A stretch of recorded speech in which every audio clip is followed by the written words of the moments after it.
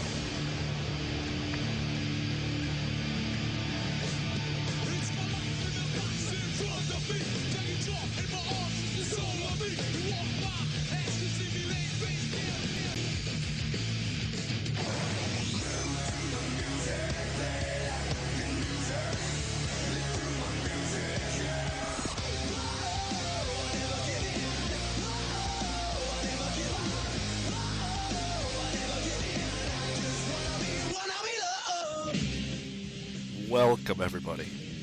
Welcome to this week's edition of the Serial Test Show for May 10th, 2012, episode number 117. I am the champ, Jeff Peck. I am back with new headphones, new microphone, so hopefully it sounds better than shitty like last week. And of course, joining me as always is the one and only Redneck Revolution Rise Up. Welcome back, Captain Obvious. Captain, how are we? I'm doing really well. Like, you know, unlike you, I'm not fighting allergies and anything else. I am of perfect health and disposition today, so I'm doing really wonderful. Yeah, it sounds great. You know, 2 weeks in a row here. It's great that we opened the show with such positivity. You know, last week, minutes before we do the show, I get my headphones ready to go. I plug them in, set up everything on my laptop, get ready to record. Only problem is I can't talk in the microphone because the USB is shot, which is great. So I wasted $44 for this great little headset that I used to have. And Captain said he was awesome. He was doing good, which is great. You know, nothing wrong with that.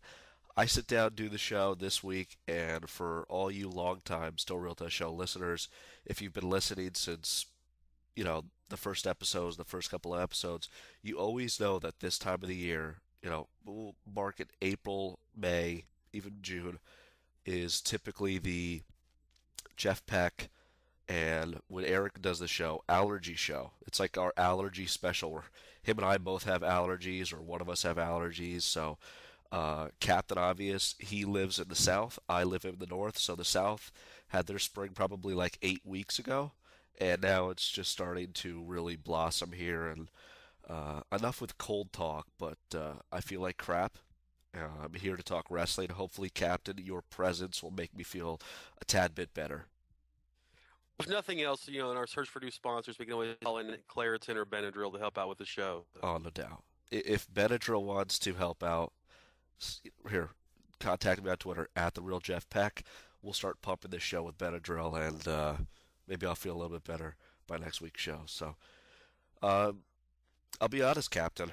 I was off the radar for people who follow myself on Twitter or read up at WrestleChat.net. I was off the radar for the last couple of days, battling this amazing allergy, cold, congestion bullshit. I was able to catch up on all the wrestling news the last couple of days. I was able to watch Raw, Super Show. Even news broke shortly before you and I sat down to record this show. But for the most part, Captain, and maybe it's because we're getting closer to the summer months here, but overall, the wrestling room pretty quiet this week. What do you say? Well, there was big news for Monday night with the reappearance of a legend, and then the stuff that broke today. But it's like a really big story or nothing at all. There's really no in between kind of the stuff that's on the fringe that people are, you know, building excitement towards. It's either huge or nothing. Yeah, really, really minimal stories this week. I mean, I'm looking at the prep that we have down here, and they're topics to talk about. We'll talk about them on this week's show, but nothing major. So Well, let's kick it with the one major story there that you were talking about just before there, Captain, about a legend returning to WWE, a legend returning to Raw this past Monday night. Paul Heyman, a guy that we talked about here a couple weeks ago on the show, especially when Brock Lesnar returned, debating whether or not if Paul Heyman should be back with the WWE, and more importantly, helping Brock Lesnar, makes his return on Monday Night Raw. CM Punk tweeted a photo of him about 10 minutes prior to his appearance on Raw. And here's the best thing, Captain. I was not on Twitter during Raw. I was starting to feel a little bit crappy. So I decided, oh, I'm just going to sit down, watch the show, and I'll go to Twitter when things that are really important. I'm not going to really follow it as close as I normally do. And I had no idea Paul Heyman was coming out. And I want to get your thoughts on this because I saw a lot of debating back and forth on Twitter actually, and a couple blogs going up this week about this whole situation, about CM Punk, leaking the information that Paul Heyman was backstage at the Raw Super Show and was about to make an appearance. I missed it. I was still watching Raw, so I was quite surprised when Paul Heyman came out.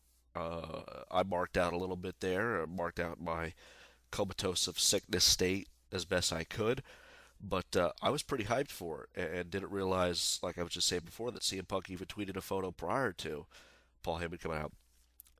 When Paul Heyman came out, Captain, and by the way, they were in your home state this week in North Carolina, and I, by the way, one of my favorite tweets from Raw this past Monday night was when you, because I was checking out Twitter right after it happened, you defending your state by the lack of reaction Paul Heyman got, because if it was any of the other big areas for WWE, they probably would have lost their mind. So kudos to you for defending your home state on that particular subject. But did you know CM Punk tweeted that photo, or were you just as surprised as me when Paul Heyman came through the curtain?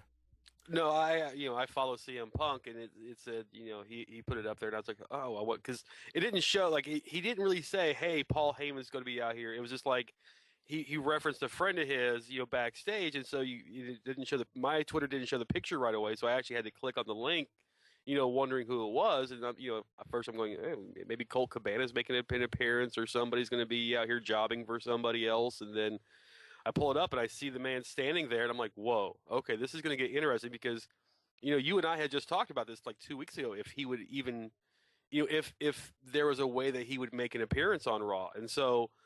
Like, my family kind of like heard me. They thought I fell or something because I kind of made.